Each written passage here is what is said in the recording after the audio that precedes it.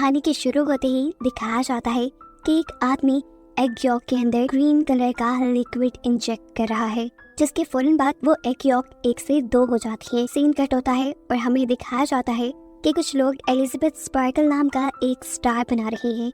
असल में एलिजाबेथ एक बहुत ही खूबसूरत मॉडल है और एक शो की होस्ट भी। इस स्टार के बनने के कुछ अरसे तक लोग इस स्टार के पास आकर सेल्फीज लेते थे, लेकिन फिर आहिस्ता आहिस्ता लोगों का इस स्टार से ध्यान हटता चला गया और ये स्टार टूट गया। किसी ने इसे ठीक भी नहीं किया, जो ये साफ जाहिर कर रहा था कि लोगों का एलिजाबेथ स्पार्कल के अंदर से इंटरेस्ट खत्म होता जा रहा है। सीन कट होकर हमें एलिजाबेथ स्पार्कल को दिखाया जाता है, जिसकी आज 50वीं साल गिरा है। अब वो बूढ़ी हो चुकी है, लेकिन अभी तक वो उसी शो को होस्ट करती है।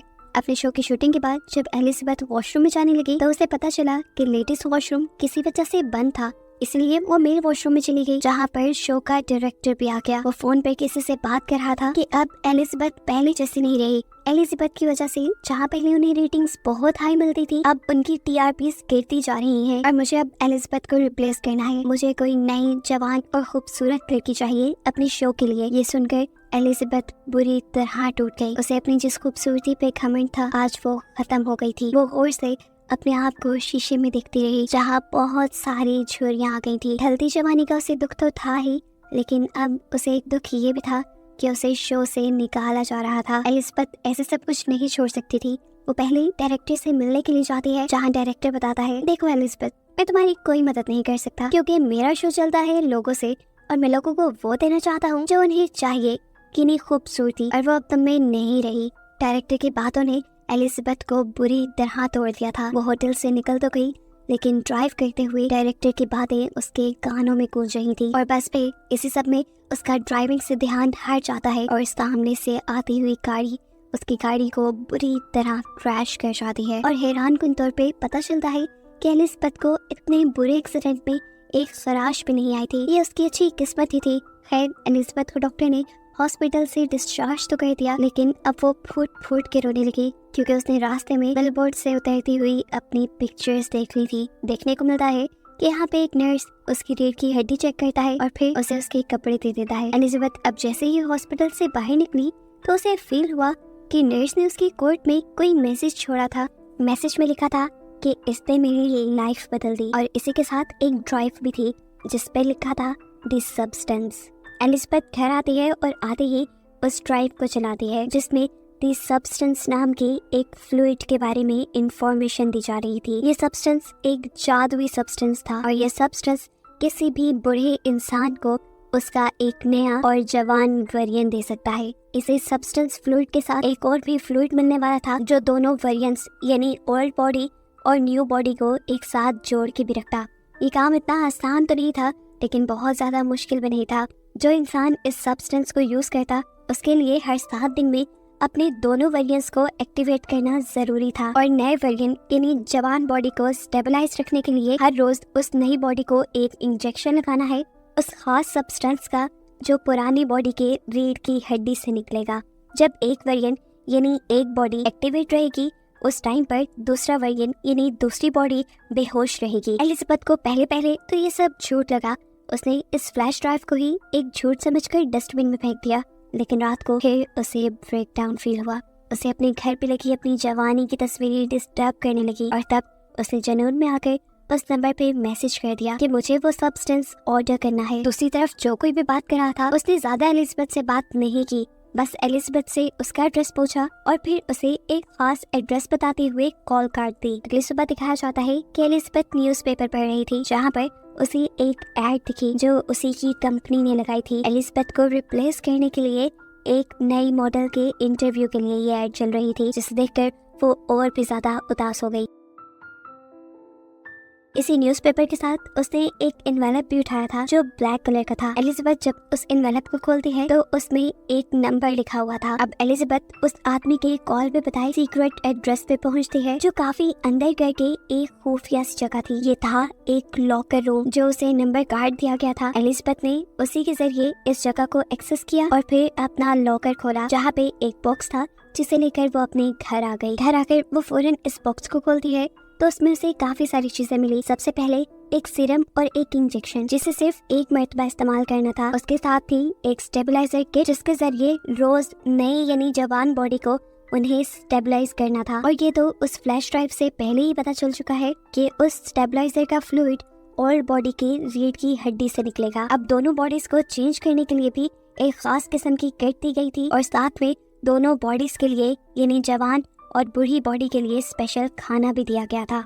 एलिजाबेथ इसके बाद वॉशरूम में जाती है और काफी देर तक अपनी बॉडी को देखती रहती है, ऐसे जैसे वो फैसला न कर पा रही हो कि उसे ये करना भी चाहिए कि नहीं। फिर कुछ सोचने के बाद उसने वो ग्रीन फ्लूइड यानी वो सब्सटेंस अपने अंदर इंजेक्ट कर लिया। इंजेक्शन लगाने की कुछ देर तक तो एलिजाबेथ को कुछ नहीं हुआ, लेकिन फिर कुछ देर बाद उससे बहुत ज्यादा दर्द हुआ, इतना कि उसकी आंखें फटने लगी। उसकी आंखों में हमने उसके आईबॉल्स को डबल होते देखा और फिर अगले ही सेकंड उसकी कमर फटने लगी, जहाँ से एक नई और जवान लड़की निकल कर बाहर आई। ये एलिजाबेथ का नया वर्जन था, एक नई जवान बॉडी जो पिछली बॉडी के अंदर से निकली थी। एलिजाबेथ के इस नए वर्जन ने अपने आप को शीशे में देखा और काफी देर तक तो उसे यकीन ही नहीं आया कि जो उसने यूज किया था वो काम कर गया। वो इतनी खूबसूरत और जवान बन गई कि जैसा उसने सोचा भी नहीं था। काफी देर तक अपनी खूबसूरती देखने के बाद अब वो एलिजाबेथ के पुराने वर्जन यानी पुरानी बॉडी की कमर पे टांके लगाती है, जिसे फाड़कर वो बाहर निकली थी। इसके बाद वो अपनी पुरानी बॉडी को जिंदा रखने के लिए एक फूड बैग उसके साथ अटैच कर देती है, जो कंपनी ने ही उसे दिया था। आज पूरी रात उसने अपनी खूबसूरती को एंजॉय किया। सुबह जब वो उठी तो उसके नाक से खून आ रहा था कि देखकर वो परेशान हो गई और उसे याद आया कि उसे तो एक एक्टिवेटेड किट भी दी गई थी और उसे बताया गया था कि हर रोज नई बॉडी को यानी जवान बॉडी को एक्टिव रखने के लिए पुरानी बूढ़ी बॉडी की रीढ़ की हड्डी से उसे सब्सटेंस निकाल कर अपने अंदर इंजेक्ट करना है। इसीलिए वो फौरन पुरानी बॉडी की रीढ़ की हड्डी से सब्सटेंस निकालना शुरू कर देती है और ये इंजेक्शन लगाने के बाद वो बिल्कुल नॉर्मल हो चुकी थी। इस नए वर्जन की खूबसूरती पहले से कहीं ज्यादा थी, इसीलिए वो तैयार होती है और उसी शो के ऑडिशन के लिए जाती है जहाँ से उसे निकाल दिया गया था। वहाँ एलिजाबेथ की खूबसूरती देखकर सभी लोग दंग रह गए और डायरेक्टर ने भी फौरन एलिजाबेथ को सिलेक्ट कर लिया। एलिजाबेथ ने यहाँ अपना नाम सू बताया था। इंटरव्यू में सिलेक्ट होने के बाद सू को याद आता है कि उसे तो हर हफ्ते अपनी बॉडी चेंज भी करनी है, जिसके लिए वो बहाना बनाती है कि मेरी मॉम बीमार है और मुझे हर हफ्ते अपने गांव जाना पड़ता है अपनी मॉम का ख्याल रखने के लिए। डायरेक्टर बिना कुछ सोचे समझे उसके हफ्ते में ये छुट्टियां लेने वाली शर्त भी मान चुके थे। फाइनली सू को ये जॉब मिल गई थी और वो इस जॉब को बहुत एंजॉय कर रही थी। जो इस नई बॉडी से उसे खूबसूरती मिली थी, उसे शो ऑफ करके उसने बहुत जल्दी बहुत ही फॉलोअर्स बना लिए थे और देखते ही देखते उसके बिलबोर्ड्स, उसके एड पूरे शहर में चलने लगे थे। और अब पूरे 6 दिन भी गुजर गए थे एलिजाबेथ को इस नई बॉडी में आए और आज 7वां दिन था, यानी बॉडीज शिफ्ट करने का दिन था कि नहीं। अब पूरे 1 हफ्ते के लिए एलिजाबेथ का पुराना वर्जन यानी पुरानी बॉडी एक्टिव रहेगी। बॉडी शिफ्ट करने के बाद एलिजाबेथ अपनी नई बॉडी के साथ फूड अटैच करती है और फिर अपने ऑफिस यानी अपने शो पे जाती है, जहाँ डायरेक्टर उसे उसके पैसों के बदले एक गिफ्ट देकर और उसकी काफी सारी बुराइयां करके उसे ऑफिस से निकाल देता है, जिसकी वजह से घर आकर उसे काफी बुरा लग रहा था। खैर अब अगला दिन आ जाता है। एलिजाबेथ को न्यूज़पेपर पढ़ते हुए एक एनवेलप मिला उसी कंपनी का, जहाँ से उसने वो सब्सटेंस लिया था। इस एनवेलप के अंदर मैसेज था कि उसकी नई रिफिल किट आ चुकी है और एलिजाबेथ अब अपना कोट शर्ट पहनकर वो किट ले आती है। अब 7 दिन पूरे हो जाते हैं और एलिजाबेथ सू में बदल जाती है, यानी वो अपनी नई बॉडी को एक्टिव कर लेती है। अब इस नई बॉडी ने तो दुनिया के सारे मजे लेने थे, ऐसे में वो कभी घर पे होती कभी ना होती, उसकी सच्चाई खुल भी सकती थी। इसलिए उसने फैसला किया कि वो अपने घर की ही एक दीवार तोड़कर एलिजाबेथ की पुरानी बॉडी को वहाँ छुपा कर रखेगी। सू की इस खटर पटर से इतना शोर हो रहा था कि उसके नेबर्स भी परेशान होने लगे और जब एक नेबर आकर उससे कंप्लेन करने लगा तो सू की खूबसूरती को देखकर वो कंप्लेन भी नहीं कर पाया। उल्टा उसने बोला, अगर कोई मदद चाहिए हो मुझे बुला लेना, मैं पास में ही रहता हूँ। लेकिन सू तो सीक्रेट काम कर रही थी, किसी की मदद उसे चाहिए नहीं थी, इसीलिए बड़े नखरीले अंदाज में उसने अपने नेबर के मुंह पे ही दरवाजा बंद कर लिया और फिर वो अंदर आई और कई घंटे लगाकर उसने अपना काम पूरा कर लिया।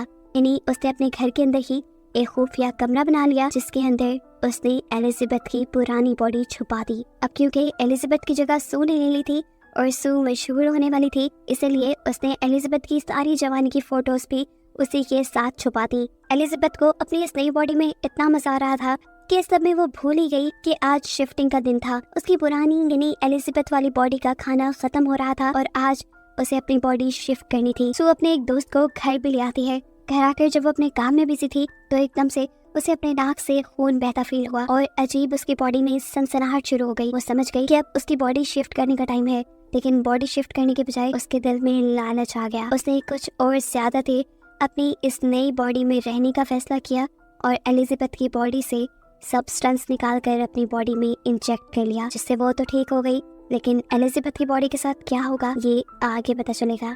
7 दिन और सू ने ऐसे ही गुजारे और फिर बॉडी शिफ्ट की। जब वो एलिजाबेथ वाली बॉडी में आई तो उसने देखा कि उसकी एक उंगली गल चुकी थी और ये सरासर उसकी लापरवाही की वजह से हुआ था, यानी उसने वक्त पे अपनी बॉडी स्विच नहीं की थी। एलिजाबेथ अब टेंशन में कंपनी में कॉल करती है और उनसे पूछती है कि मैंने अपना एक साइकिल मिस कर दिया, मैंने अपनी बॉडी स्विच नहीं की जिसकी वजह से मेरी एक उंगली खराब हो गई है, इसे ठीक करने का क्या सोल्यूशन है। तब कंपनी ने जवाब दिया, इसका कोई हल नहीं, जो हो गया सो हो गया। और ये सुनकर वो बहुत ज्यादा डर गई। कंपनी ने उसे बताया कि तुम 2 नहीं हो, तुम हो एक ही बॉडी से निकली है तुम्हारी वो नई बॉडी भी, इसीलिए तुम्हें ध्यान रखना होगा। फिर एलिजाबेथ अब अपनी नई रिफिल किट लेने के लिए आई। अपनी रिफिल लेने के बाद वो एक रेस्टोरेंट में गई जहाँ पर उसे एक बूढ़ा आदमी नजर आया जो उससे अजीबोगरीब बातें करने लगा था। एलिजाबेथ ने नोट किया कि उसके हाथ पे बिल्कुल वैसा ही निशान है जैसा हॉस्पिटल में नर्स के हाथ पे उसने देखा था, यानी ये उस नर्स का पुराना बूढ़ा वर्जन था। ये बूढ़ा आदमी उससे पूछता है, क्या तुम्हारी नई बॉडी ने तुम्हें खाना तो नहीं शुरू किया। ये सुनकर वो घबरा गई और वहाँ से उठकर भाग निकली। एलिजाबेथ अब अपनी घर आ जाती है। वो इस पुराने वर्जन में भी खुश रहना चाहती थी, इसीलिए उसने अपने एक दोस्त को कॉल की मिलने के लिए। वो बहुत ही प्यारा तैयार हुई, उसने बहुत प्यारे कपड़े पहने और बिल्कुल सू जैसा यानी अपने नए वर्जन जैसा मेकअप किया। तैयार होकर वो बाहर निकलने ही वाली थी कि उसे बाहर लगे हुए सू के पोस्टर्स नजर आ गए, जो देखते ही उसका सारा कॉन्फिडेंस लूज हो गया और उसने अपने मेकअप, अपना बाल, सब कुछ उलझा लिया। वो अब पागल होने लगी थी। अपने डिप्रेशन के चलते वो बहुत ज्यादा खाना खाती है और फिर सो जाती है।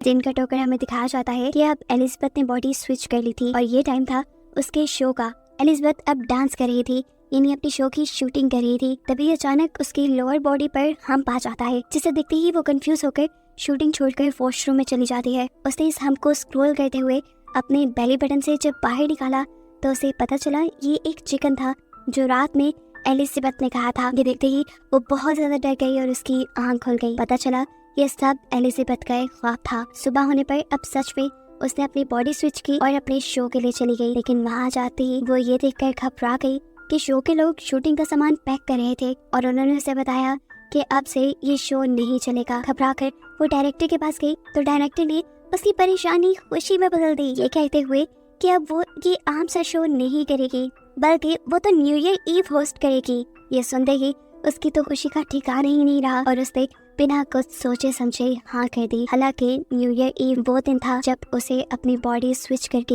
एलिजाबेथ की बॉडी में जाना था। इस चीज की परवाह न करते हुए अब सू काफी दिन तक अपनी इस नए वर्जन में, इस नई बॉडी में ही रहती है और इसे एक्टिव करने के लिए एलिजाबेथ यानी अपनी पुरानी बॉडी से स्टेबलाइजर निकालकर अपनी बॉडी में इंजेक्ट करती रहती है, जिसका असर एलिजाबेथ की पुरानी बॉडी पर हो रहा था। अब काफी दिन बाद जब सू ने अपने आप को स्विच किया तो देखा कि एलिजाबेथ बिल्कुल बूढ़ी हो चुकी थी, उसके सीरम ज्यादा निकालने की वजह से। अब तो एलिजाबेथ अपनी हालत देखकर अब एलिजाबेथ को सू से नफरत होने लगी थी। वो अपने घर में लगी सारी सू की फोटोज को मारने लगती है, यहाँ तक कि वो अपने घर के उस मिरर को भी कवर कर देती है जहाँ सामने से सू के बिलबोर्ड्स उसे नजर आते थे। एलिजाबेथ बहुत परेशान थी। वो अब कंपनी में कॉल करती है और उनसे पूछती है कि क्या इस सब का कोई सोल्यूशन है, क्या मुझे वही बॉडी वापस नहीं मिल सकती जिस बॉडी के अंदर से मैंने नए वर्जन को यानी सू को निकाला था। कंपनी के आदमी ने बताया, आपको पहले भी बताया गया था, जो हो गया सो हो गया, अब कुछ चेंज नहीं हो सकता। हाँ, लेकिन ये आपके हाथ में है कि अगर आप सब कुछ रोकना चाहें तो यहीं पर रोक सकती हैं और अब आपका ओल्ड वर्जन यानी आपकी एलिजाबेथ वाली बॉडी जिस कंडीशन में है उसके साथ आप अपनी पूरी उम्र गुजार सकते हैं। लेकिन ये एलिजाबेथ को मंजूर नहीं था। अब खैर एलिजाबेथ को कॉल आई शो की और उसने फौरन दोबारा से अपनी बॉडी स्विच कर ली। बॉडी स्विच करते ही उसने एलिजाबेथ यानी ओल्ड बॉडी के अंदर से एक साथ 3 महीने का सब्सटेंस निकालकर अपनी बॉडी के अंदर इंजेक्ट कर लिया। 3 महीने तक एलिजाबेथ ने सू की बॉडी में बहुत एंजॉय किया और फिर न्यू ईयर ईव की ठीक एक रात पहले उसका फ्लूइड खत्म हो गया। वो आज भी एक लड़की को अपने घर लाई हुई थी और तभी उसे फील हुआ कि उसकी बॉडी के ऑर्गन्स फटने लगे हैं। ये फील होते ही वो फौरन एलिजाबेथ की ओल्ड बॉडी से सीरम निकालने जाती है, लेकिन आज सीरम निकला ही नहीं। ये देखकर वो बहुत ज्यादा घबरा गई और उसने कंपनी में कॉल की और पूछा कि एलिजाबेथ की बॉडी से सीरम नहीं निकल रहा, अब क्या करना चाहिए मुझे। तब कंपनी वाले उसे बताते हैं कि अगर उस बॉडी से सीरम नहीं निकल रहा, इसका मतलब आपने सारा सीरम यूज कर लिया है और अब आपको नए सीरम बनने तक का इंतजार करना पड़ेगा। तब तक आप अपनी बॉडी स्विच कर लें। सू की हालत इस कॉल के साथ ही बहुत ज्यादा खराब हो चुकी थी। वो अब कुछ भी सोचे समझे बगैर अपनी बॉडी को स्विच करने लगती है और स्विचिंग की ये सारी आवाजें वो लड़का भी कमरे में सुन रहा था। उसे भी कुछ अजीब, कुछ गड़बड़ फील हुई, जिसे इन्वेस्टिगेट करने के लिए वो वॉशरूम में आया, लेकिन इस बुरी अजीब सी एलिजाबेथ ने फौरन वॉशरूम लॉक कर लिया, इससे पहले कि लड़का उसके इस भयानक रूप को देख पाता। देखने को मिलता है वो बहुत ही ज्यादा बूढ़ी हो चुकी थी और साथ ही साथ गंजी भी हो गई थी। उससे चलना फिरना सब मुश्किल हो रहा था। एलिजाबेथ अब बहुत ज्यादा घबरा चुकी थी। वो कंपनी में कॉल करती है और कहती है कि मैं सब कुछ यहीं पर रोकना चाहती हूँ। कंपनी वाले भी उसकी बात मान लेते हैं और उसे टर्मिनेशन फ्लूइड ले जाने को बोलते हैं। एलिजाबेथ की ये बॉडी बहुत ही भयानक दिख रही थी। वो अपनी कोशिश के साथ जितना कर सकती थी इस बॉडी को कपड़ों में छुपा लेती है और फिर अपना टर्मिनेशन सब्सटेंस लेने के लिए पहुंचती है। टर्मिनेशन सब्सटेंस लाने के बाद वो इसको सू की बॉडी पे लगाने ही वाली थी, तो तभी उसे कंपनी की मैनेजर की कही बात याद आई कि अगर तुमने एक मर्तबा ये टर्मिनेशन इंजेक्ट कर लिया तो फिर जिस बॉडी में इस टाइम तुम हो हमेशा वैसे ही रह जाओगी। ये सोचते ही उसने सीरम इंजेक्ट नहीं किया। उसे शीशे में अपनी बॉडी को देखा और उसे सू पे दोबारा गुस्सा आने लगा, क्योंकि ये सब सू की वजह से हुआ था। उस समय उसने सू में सीरम इंजेक्ट कर लिया, लेकिन अभी उसने आधा ही सीरम इंजेक्ट किया था कि उसे ख्याल आया कि अभी तो उसे बहुत बड़ा शो होस्ट करना है और आने वाले दिनों में उसे अवार्ड भी मिलने वाला है। उसे वो अवार्ड भी लेना था। उसे अपनी तारीफें सुननी थी जैसे पहले लोग उसके क्या करते थे। इस लालच में उसने आधा सीरम बाकी सू को इंजेक्ट नहीं किया और फिर वो सू को उठाने लगी। काफी देर तक उसे जगाने की कोशिशों के बाद जब सू नहीं जागती तो वो बॉडी स्विच करने का सोचती है, लेकिन जब बॉडी स्विच भी नहीं हुई तब एलिजाबेथ ने अपनी रीढ़ की हड्डी से एक्टिवेटर निकालकर सू को लगा दिया और सू एक्टिवेट हो गई। यानी एक वक्त में एलिजाबेथ के दोनों वेगन एक्टिवेट हो गए थे। एक्टिवेट होते ही जब सू ने ये देखा कि एलिजाबेथ उसे टर्मिनेट करने वाली थी तो उसे बहुत गुस्सा आया। उसने अपने गुस्से में एलिजाबेथ को इतना मारा, इतना मारा, इतना मारा कि आखिर उसका सर क्रैश हो गया और वो मर गई। एलिजाबेथ को मारने के बाद उसे एहसास हुआ था कि उसने बहुत गलत कर लिया। अब तो उसे एक्टिवेटर सब्सटेंस भी नहीं मिलने वाला था। खैर, अब वो यहाँ से सब कुछ साफ करती है और अपने न्यू ईयर प्रोग्राम के लिए चली जाती है। जहाँ जाते ही क्राउड ने बहुत जोश से उसे वेलकम किया।